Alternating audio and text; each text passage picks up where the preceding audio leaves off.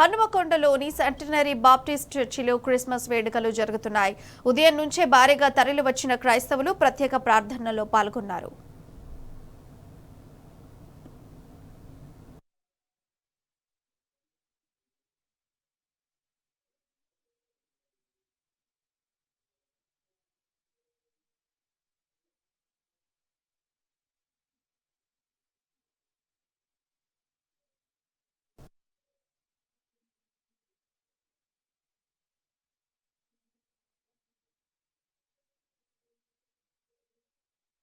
ఇక హన్మకొండలోని centenary Baptist church నుంచి మా ప్రతినిధి రవికాంత్ లైవ్ ద్వారా అందిస్తారు. రవికాంత్, చెప్పండి.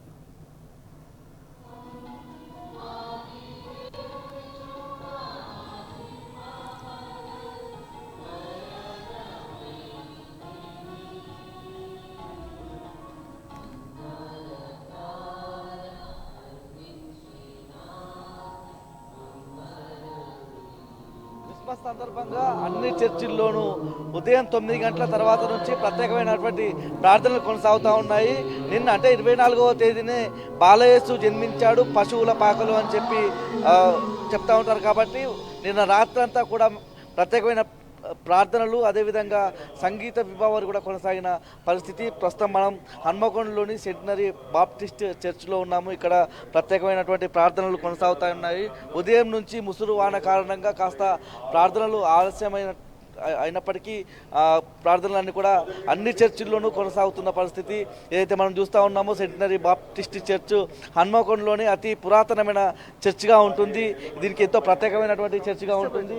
పూర్తిగా పెద్ద సంఖ్యలో కూడా ఇక్కడికి భక్తులు వచ్చిన పరిస్థితి. మనతో పాటు విజయస్వరూప్ గారు ఉన్నారు, ఈ చర్చికి సంబంధించినటువంటి ఈ నిర్వహణకు సంబంధించినటువంటి ప్రెసిడెంట్ గారు. చెప్పండి సార్, ఇవాళ ముఖ్యంగా చర్చ్ క్రిస్మస్ సందర్భంగా ఎట్లాంటి ప్రార్థనలు ఉంటాయి, ఎటువంటి ప్రత్యేకమైన కార్యక్రమాలు ఉంటాయి?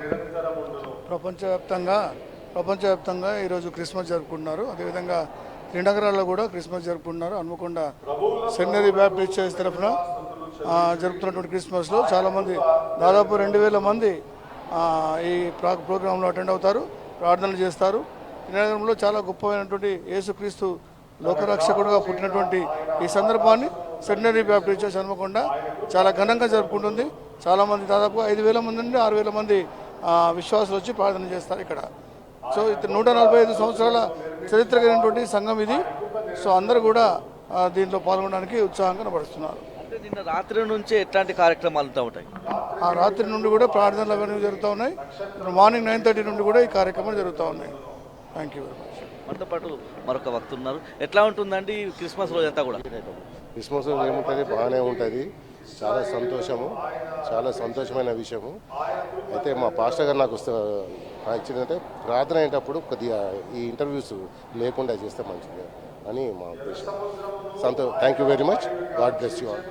మొత్తంగా చూస్తే క్రిస్మస్ సందర్భంగా పెద్ద సంఖ్యలో భక్తులంతా వచ్చిన పరిస్థితి, ప్రార్థనలు కూడా కొనసాగుతున్న పరిస్థితి, బైబిల్ను చదువుతున్న పరిస్థితి కూడా మనం చూస్తూ ఉన్నాము. పూర్తిగా దేవునికి సంబంధించి, యేసుకు సంబంధించినటువంటి అన్ని వాక్యాలను కూడా వీళ్ళంతా కూడా గుర్తు చేసుకుని వాళ్ళ యేసు ప్రభు జన్మదినం సందర్భంగా ఇక్కడ ఒక వేడుకలు అయితే కొనసాగుతున్న పరిస్థితి మనం చూస్తూ ఉన్నాము. ఉదయం నుంచే అన్ని చర్చలకు సంబంధించి కూడా ప్రత్యేకమైనటువంటి ప్రార్థనలు కొనసాగుతున్నాయి. బాలయేసు అంటే ముందు రోజు అర్ధరాత్రి జన్మించారు కాబట్టి పశువుల పాకలో కూడా ప్రత్యేకమైనటువంటి పశువుల పాక కూడా ప్రతి చర్చిలో కూడా ఏర్పాటు చేసిన పరిస్థితి. అక్కడ అన్ని చర్చిల్లోనూ నిన్న అర్ధరాత్రి వరకు ప్రత్యేకమైనటువంటి ప్రార్థనలు, సంగీత విభావాలు కావచ్చు, ఇట్లాంటి క్యారల్స్ నిర్వహించిన పరిస్థితి. వాళ్ళ ఉదయం నుంచి కూడా ప్రత్యేకమైనటువంటి ప్రార్థనలు కొనసాగిస్తూ ఉన్నారు. రాత్రి అంటే సాయంత్రం తర్వాత కూడా ప్రత్యేకమైనటువంటి ప్రార్థనలు ఉంటాయని చెప్పి ఇక్కడ ఉన్నటువంటి చర్చిలకు సంబంధించినటువంటి నిర్వాహకులు కావచ్చు, పాస్టర్లు కావచ్చు, ఫాదర్స్ కావచ్చు, వీళ్ళంతా చెప్తా ఉన్న పరిస్థితి అయితే మనం చూస్తూ ఉన్నాం. అండ్ అయితే రవికాంత్, ఈరోజు క్రిస్మస్ స్పెషల్ కాబట్టి ఎలాంటి కార్యక్రమాలు వినూత్నంగా ఎలాంటివి చేస్తున్నారు ఇవాళ? అయితే సాధారణంగా నిన్న సాయంత్రం నుంచే ఈ వేడుకలన్నీ కూడా కొనసాగుతూ ఉంటాయి. అంటే క్రిస్మస్ సందర్భంగా ఈ నెలంతా కూడా క్రైస్తవులు ప్రత్యేకంగా భావిస్తూ ఉంటారు. ఈ మాసం అంతా కూడా ఒక వారం రోజుల నుంచే వీళ్ళంతా కూడా ప్రత్యేకమైనటువంటి ఏర్పాట్లు చేసుకుంటూ ఉంటారు. అర్ధరాత్రులు కాంతివంతంగా కూడా ఏర్పాట్లు చేస్తూ ఉంటారు. చర్చిలను అందంగా ముస్తాబు చేయడం కావచ్చు, కాంతి కాంతులు లేని విధంగా కూడా ఏర్పాట్లు చేసిన పరిస్థితి. అన్ని చర్చిలు కూడా వెలుగులతో నిండి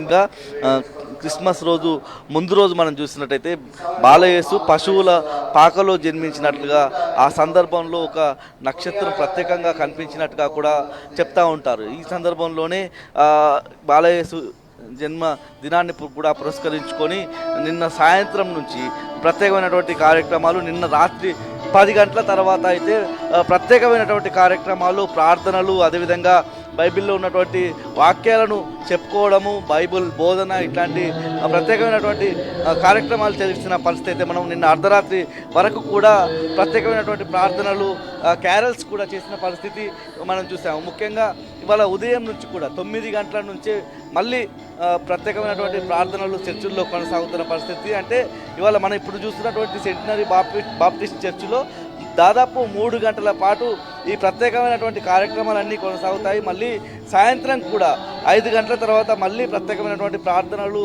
ఏదైతే ఈ సంగీత కార్యక్రమాలు కూడా ప్రత్యేకంగా ఉంటాయి. ముఖ్యంగా యేసుక్రీస్తు జన్మదినాన్ని పురస్కరించుకొని వాళ్ళంతా కూడా ఆనందంగా గడుపుతూ ఉంటామని చెప్పి వీళ్ళంతా కూడా చెప్తా ఉన్నారు.